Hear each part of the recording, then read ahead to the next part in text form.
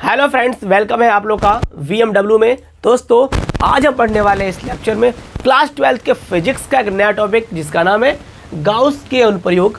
आज हम पढ़ेंगे इनका अनुप्रयोग फर्स्ट, जिसका नाम क्या है, अनंत लंबाई के पतले आवेशित तार के कारण किसी बिंदु पर वैद्युत क्षेत्र की तीव्रता। ओके, कल हम लोगों ने इसका प्रमेय देखा था।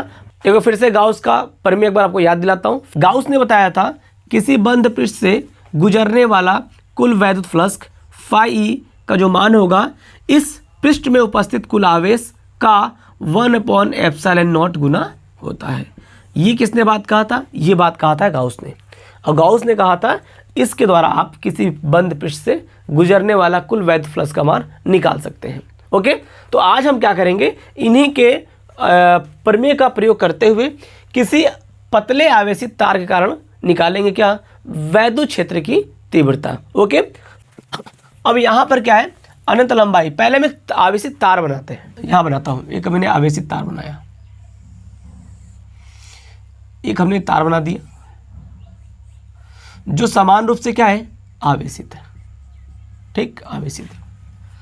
अब हम मानेंगे कि इस पे कोई बिंदु है, मैंने माना यहाँ से, भाई यहाँ से r दूरी पर एक बिंदु P है।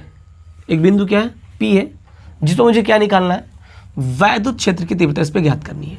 ओके, अब हम क्या करेंगे, इसको त्रिज्या मानते हुए P से L लंबाई का क्या निकालेंगे, क्या बनाएंगे, गॉसियन पृष्ठ बनाएंगे।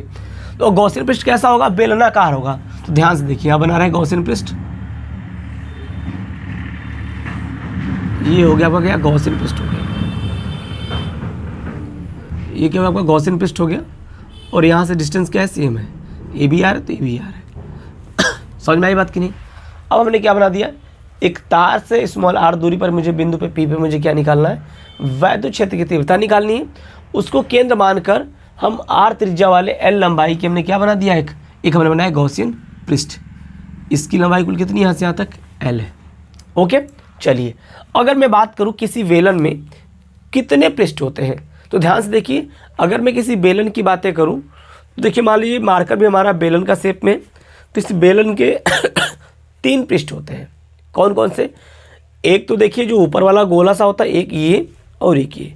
इन दोनों को बोलते हैं समतल पृष्ठ। क्या बोलते हैं? समतल पृष्ठ बोलते हैं। और ये नीचे जो चारों तरफ ऐसे गोला ना, इसको बोलते हैं वक्र पृष्ठ। यानी कि बेलन के पास 3 पृष्ठ हैं। ठीक है ना?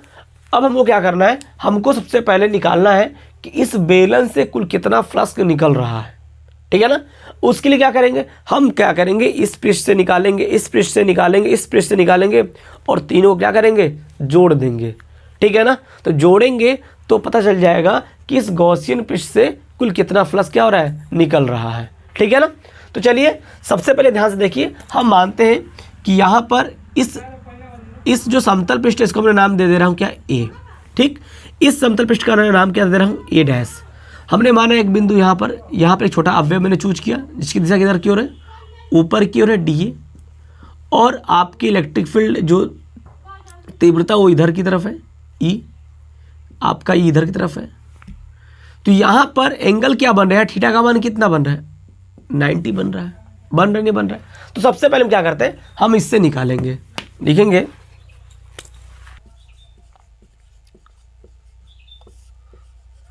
समतल पृष्ठ ए से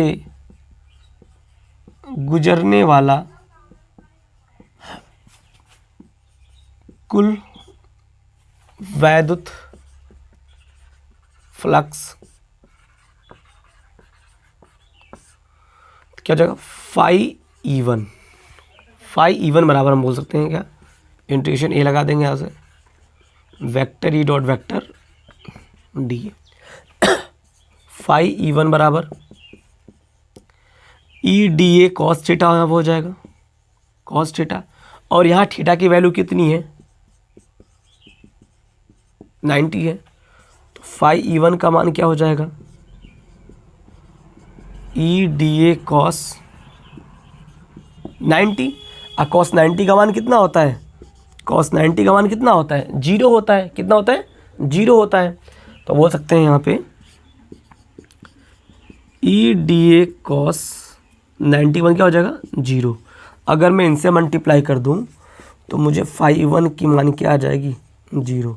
यानी हमने क्या निकाला, हमने ये निकाल दिया कि जो वेलन का जो पहला हमारा समतल पृष्ठ ए, उससे कुल कितना फ्लक्स निकल रहा है, तो 0 निकल रहा है।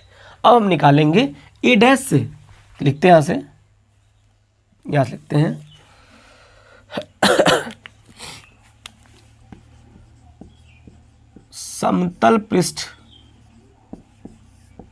समतल पृष्ठ ए डैश से गुजरने वाला कुल वैद्युत फ्लक्स कितना हो जाएगा, फाई E2 बराबर A vector E dot vector D A. अब यहाँ पर देखो, सबसे पहले इस पे देखिए एरिया देखते हैं। हमने एक यहाँ पर अवयव ले लिया, क्या ले लिया डी ए, जिसकी दिशा बाहर की तरफ इसके लंबवत होगा, और वेक्टर इधर की ओर, इन्हें यहाँ भी थीटा कितना बन रहा है 90 बन रहा है। तो लिखेंगे तो फाई E2 बराबर क्या हो जाएगा, यहाँ से ई डी ए कॉस थीटा। यदि यहाँ थीटा कितना बन रहा है 90 बन रहा है, तो फाई E2 का मान यहाँ से कितना हो जाएगा, ई डी ए कॉस 90। और कॉस 90 का मान पता है वो क्या होता है 0 हो जाएगा। तो ई डी ए इंटू 0, हम टोटली बोल सकते हैं कि जो फाई E2 का जो मान आएगा वो कितना आ जाएगा 0।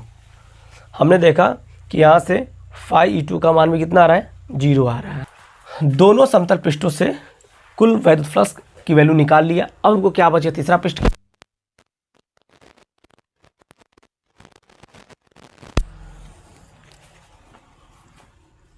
वक्र पृष्ठ से गुजरने वाला कुल वैद्युत फ्लक्स क्या हो जाएगा। तो यहाँ पे फ्लक्स के बाद पहले तो हमको एरिया चूज करना होता, हम मानते चलो वक्र में, तो हमने माना यहाँ पर इसकी जो दिशा होगी पॉइंट पी पर वो ऐसे बाहर की ओर होगा, ठीक, और ई की दिशा भी इधर है। तो थीटा का मान कितना बनने यहाँ पर भाई 0 बनने वाला है। भाई जब आपका ए भी इधर की तरफ है और ई भी इधर की तरफ है, तो क्या इनके जो कुछ एंगल बन रहा है, दोनों समांतर है, असमांतर कंडीशन में एंगल क्या बनता है 0 बनता है। तो यहाँ लिखेंगे फाई E3 बराबर integration vector E dot vector D A, phi E3 बराबर E D A cos theta हो जाएगा। और थीटा का मान यहाँ पे क्या है 0 है, 0 अंश हो, तो फाई E3 का मान कितना हो जाएगा ई डी ए कॉस 0। और कॉस 0 का मान कितना होता है 1 होता है, ई डी ए इंटू 1 हो जाएगा, ठीक है। तो फाई E3 का जो यहाँ पर मान आएगा वो क्या हो जाएगा ई डी ए हो जाएगा, ठीक है। अब हम क्या करेंगे, यहाँ से देखिए फाई E3 का जो मान आया, जो फाई 3 का मान आया यहाँ पर हम ई को कर लेंगे बाहर,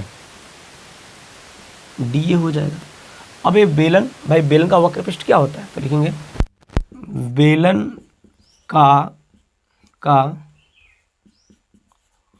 वक्र पृष्ठ 2 पाई आर एच होता है, लेकिन यहाँ पर इसकी लंबाई एल है, तो इसलिए यहाँ पर समाकलन डी ए का जो वैल्यू हो जाएगा 2 पाई आर एल हो जाएगा। क्यों, तो यहाँ रख देंगे वैल्यू। तो फाई E3 का जो मान आएगा वो क्या हो जाएगा ई इंटू 2 पाई आर एल। तो यहाँ पर हमने क्या निकाल लिया, यहाँ पर हमने तीनों पृष्ठों से गुजरने वाला फ्लक्स निकाल लिया। अब हमको ऐसा करना है, हम पूरा निकालते हैं, कुल देखते हैं कुल कितना निकलेगा। तो यहाँ लिखेंगे गॉसियन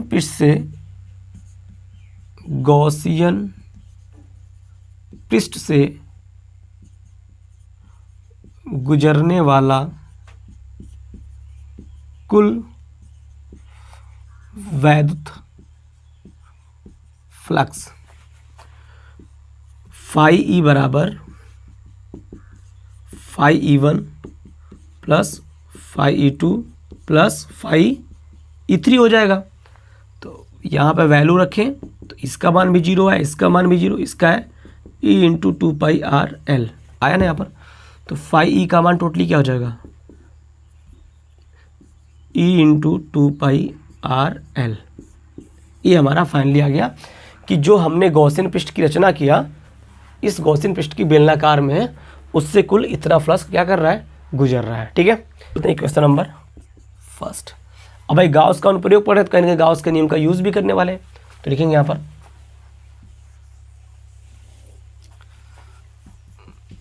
गाउस की प्रमेय से।